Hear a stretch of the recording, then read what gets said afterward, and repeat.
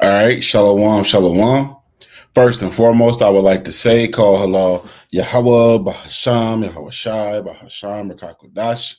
That is to say, all praise to the Most High God, whose name is Yahweh, in the name of his only begotten Son, Yahweh Shai, whom the world ignorantly calls Jesus Christ, through the Holy Spirit, Rakakudash. Double honors unto the apostles and the elders of the great millstone who taught us this truth. Shalom to the 144,000, as well as to the rest of the hopeful, righteous elect, men, women, and children of Israel, scattered abroad throughout the four corners of the earth among the heathen, as well as those that even look like the heathen. All right, this is not a black or white thing. I'm the brother Yaradamba from the GMS branch here in Chicago, coming back at you.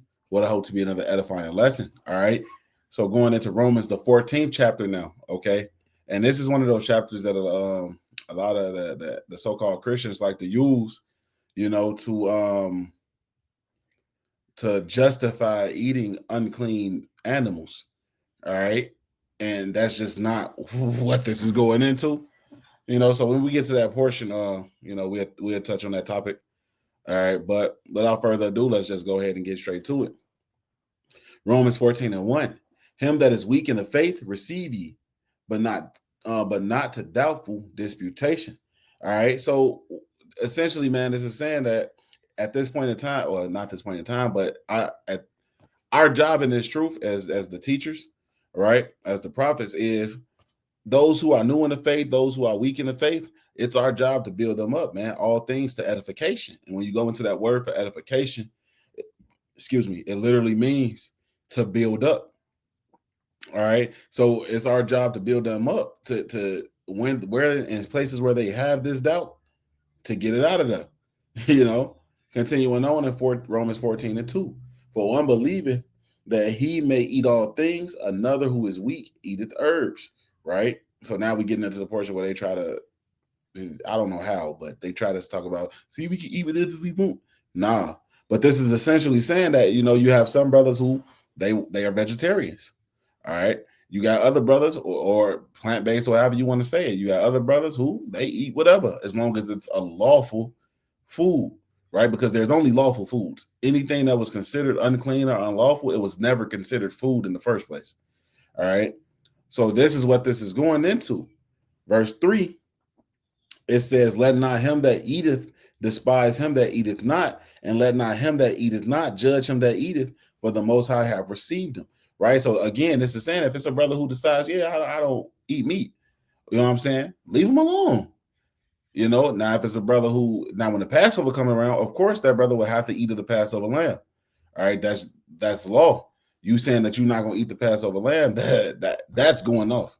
All right, but if in your day-to-day regular life you don't want to eat meat, that's perfectly fine. And then on the flip side, you got these people out here who we was never supposed to eat meat. I just did a video on that a little while ago. Jake, I was sent here to tell you you're not supposed to eat meat. It's stupid, man, because again, the Lord gave us the high holy day of the Passover where you eat the Passover lamb. But I bring that up to say, just because you don't want to eat meat, just because you don't want to eat beef, lamb, fish, chicken, whatever it may be, that doesn't mean it's going on for another brother to eat it. And you cannot judge that brother for doing so. Okay. Continue. And again, this is not going into you can eat unclean animals. No. Verse, it never said that. All right, Romans 14:4. It says, who art thou that judgest another man's servant? To his own master he standeth or falleth, yea, he shall be holding up, but the Most High is able to make him stand. So essentially, man, if the brother or the sister not going off, leave them alone. If they don't want to eat, if they want to be vegetarian, let them be vegetarian. But again, if it come down to, like I said, the Passover, I don't want to eat the lamb. You got to eat the lamb. That is what it is. All right. Continuing on, Romans 14:5. One man esteemeth one day above another, another esteemeth every day alike. Let every man be fully persuaded in his own mind. And this is where what it comes down to at the end of the day. Everybody has to be fully persuaded in their own mind, because no one can save anyone else, man. No one is going to be saved because of what another brother did. You have to fully believe in this thing in yourself and be 100% bought in and be moving like that in your day-to-day life. All right. Continuing on. For he that regardeth the day regardeth it unto the Lord, and he that regardeth not the day to the Lord, he does not regard it. He that eateth, eateth to the Lord, for he giveth the Most High thanks. And he that eateth not to the Lord, he eateth not, and giveth the Most High thanks. And this, again, is not saying that you shouldn't keep the high holy days, right? We do it to the best of our abilities, and we keep it in their seasons. Of course, we don't know the exact, like we do it to the best of our ability. Let's just leave it there. We do it to the best of our ability, but that don't mean, oh yeah, we don't even, the Sabbath is null and void. You got that so-called Christians who say things of that nature, or see, we don't need to keep these days. I can go celebrate Christmas instead. I regard that day. No, it's not what it's going into, man. All right. Who can bring a clean thing out of an unclean? Not one. Those pagan holidays are unclean. All right. Unclean animals are clearly unclean.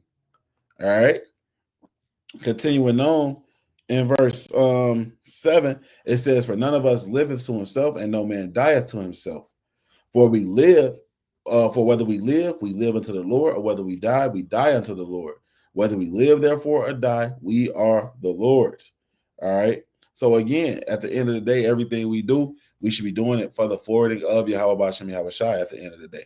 All right. That's what it's about. All right. It's not about you. It's not about what you want to do or what you think is right. It's about the truth and what Yahweh Hashem Yahweh Shai says do at the end of the day. Romans 14:9 now. It says, "For to this end, Mashiach both died and rose and revived, that he might be the Lord both of the dead and living." Right. And that's simple, man. All right. Because if you're alive, that's pretty much saying that what? Yahweh Shai covers you where you fall short. But even for those brothers who went into the spirit world, or sisters who have gone into the spirit world in this truth, corrupt, they'll be raised up. Corruptible incorruption. I spell it right. Incorruption. Yep. 1 Corinthians chapter 15 and 50. "Now this I say, brethren, the flesh and blood cannot inherit the kingdom of the Most High, neither the corruption inherit incorruption. Behold, I show you a mystery.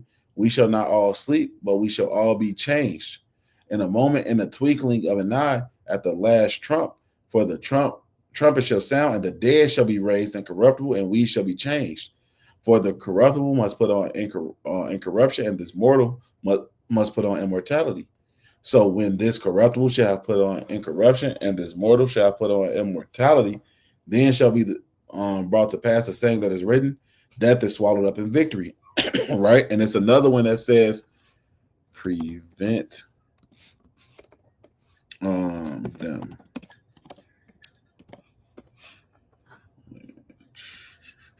Yep.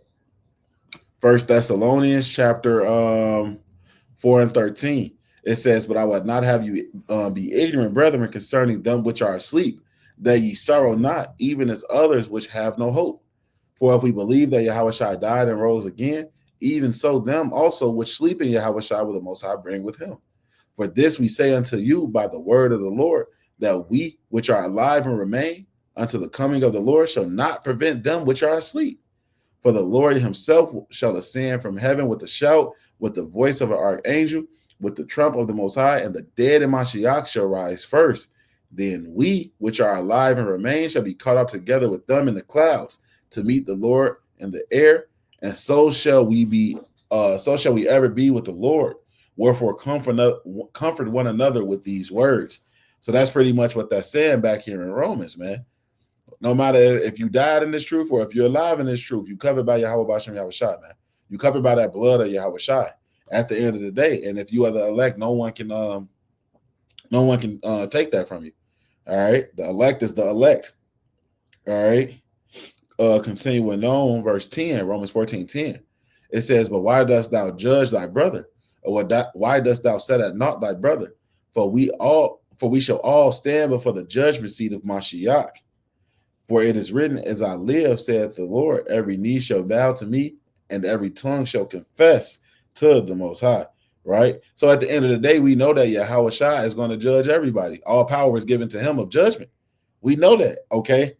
So at the end of the day, this is not saying that you can't rebuke or you can't tell a brother where he going off or a sister where they going off, but it's really just saying, it's going into the fact that when you do these things, when you do rebuke, when you do tell a brother, hey, you tripping, make sure it's according to the scripture, man. Make sure you not going off and you keeping yourself walking that straight and narrow. All right. And that's really what it was going back to in the earlier verses, man. Of, hey, look, if one brother is a vegetarian, the other brother does partake in beef, turkey, whatever it may be, chicken, whatever, right? You can't judge them because it's not against the law. All right. And that would be going off for you to even try to judge them in that matter.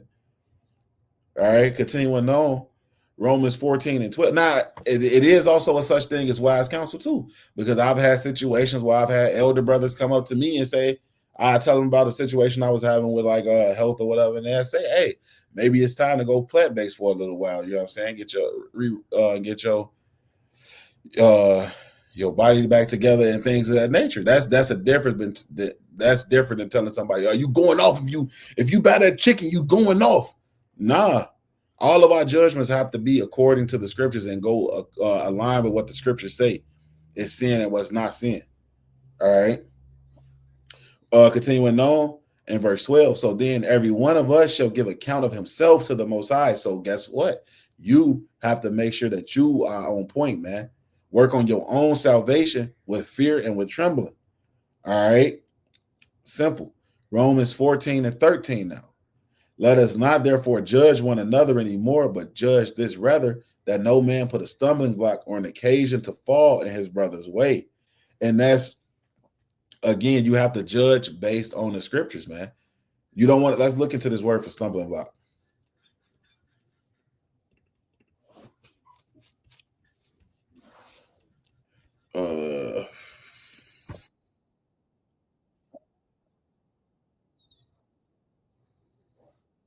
Proskima.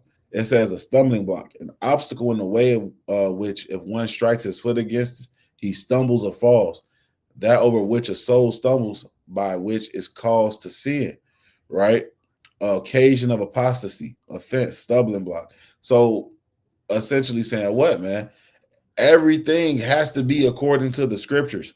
Now, again, if I see Jake say, "Oh yeah, I'm a vegetarian, so I'm not at the Passover. I'm a vegetarian, so I'm not going to eat of the lamb." You're going off. I'm not going to allow this stumbling block to be in front of you, right? So we have to be balanced in our judgment, man, and understanding what is according to the scriptures. All right, and making sure that you're sure when you speak that the judgment that you're giving or the rebuke that you are giving is according to the scriptures. All right. Continuing on, Romans 14 and 14. It says, I know and am persuaded by the Lord Yahweh Shai that there is nothing unclean of itself. See, it's nothing is unclean.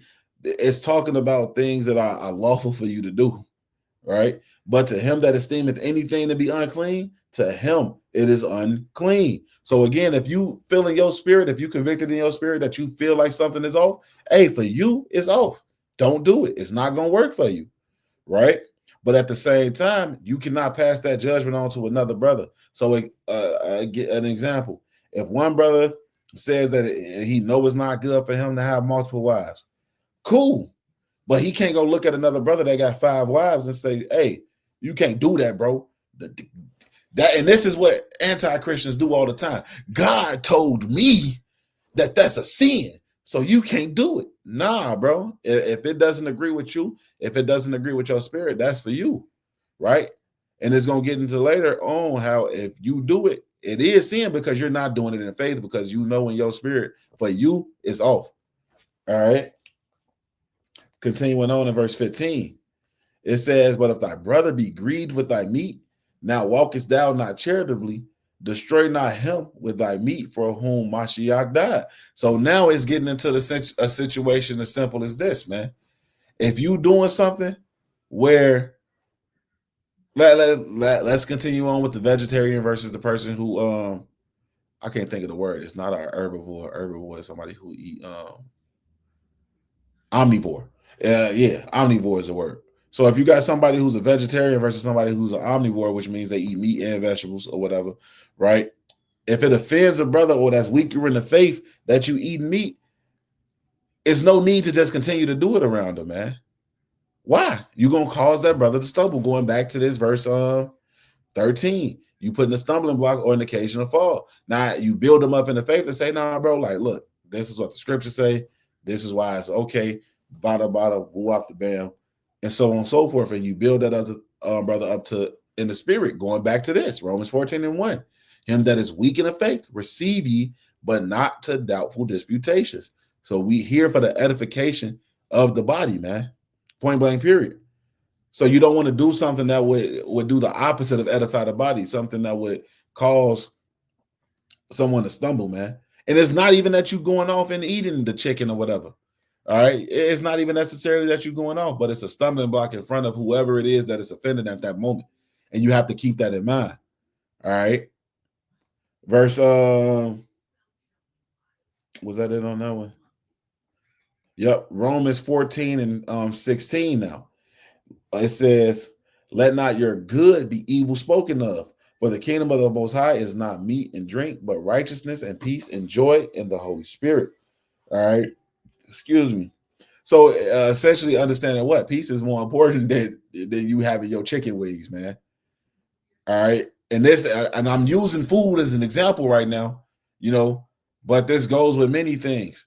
It's certain things that you could cause Jake to stumble with that a younger brother that's not as acclimated into the truth or acclimated into the ministry of the faith, you can do things around them that can cause them to stumble, and they don't really understand what's going on and they go off the deep end.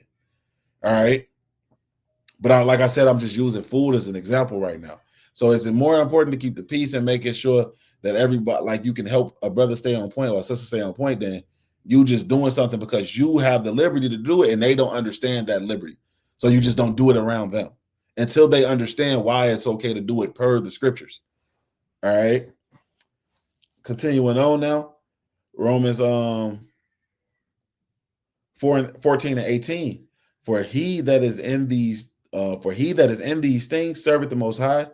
Salakia. For he that is in these things serveth Mashiach, is acceptable to the Most High and approved of men. So again, and this is a constant thing that we've been going over the last few chapters. Everything is for the forwarding of the kingdom of Yahweh Bashem Yahushai, man. All right, and it's for the edification of the body. Romans 14:19. Let us therefore follow after the things which make for peace and things wherewith one may edify another. And again, we might as well get it because the word keep coming up. Edify, edification. All right.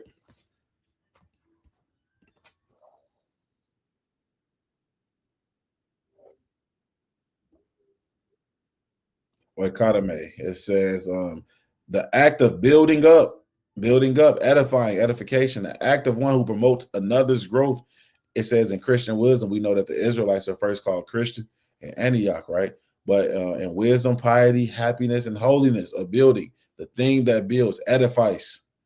Architecture, concretely, a structure, figuratively, confirmation, building, edifying, edification, edifying. So we always have to be building up those around us, man. Those who are in the faith, those who are newer to the faith than us, who are weaker in the faith than us. We always should be doing things that can help build up the body, and even those brothers who it's been times, brothers who who came into the faith after me have edified me, you know. It just happened yesterday. Now that I'm thinking about it, the brother Ibadi was edifying me about some things in the Hebrew and going into how to better use and utilize the blue letter. And that brother came in a little bit after me, but he's a mighty brother in the spirit, mighty brother in the truth. But that was edification. So it doesn't necessarily have to be somebody younger than you. It's just about edifying the body in general. All right. Continuing on. That was we have verse 20 now. Romans 14:20. For meat destroy not the work of the Most High. All things indeed are pure, but it is evil for that man who eateth with offense. So again, everybody has to be fully persuaded in their own mind. And I want to go into this word for offense as well.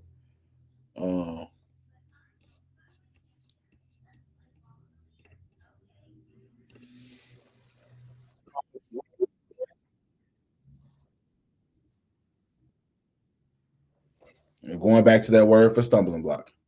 All right, and we read that earlier. So that you can't just be out here laying out stumbling blocks. It's not worth it at the end of the day. Verse 21 now, it said, it is good neither to eat flesh nor to drink wine or anything whereby thy brother stumbleth or is offended or is made weak. So again, that's another example. If it offends, if a brother don't understand that now you can drink and blase, blase, blah, I just won't drink around him. It is what it is. It's cool. I don't necessarily drink anyway, but you just don't do it until you can build them up in the faith and they can understand. All right. Verse 22, hast thou faith? Have it to thyself before the Most High. Happy is he that condemneth not himself and the thing which he alloweth.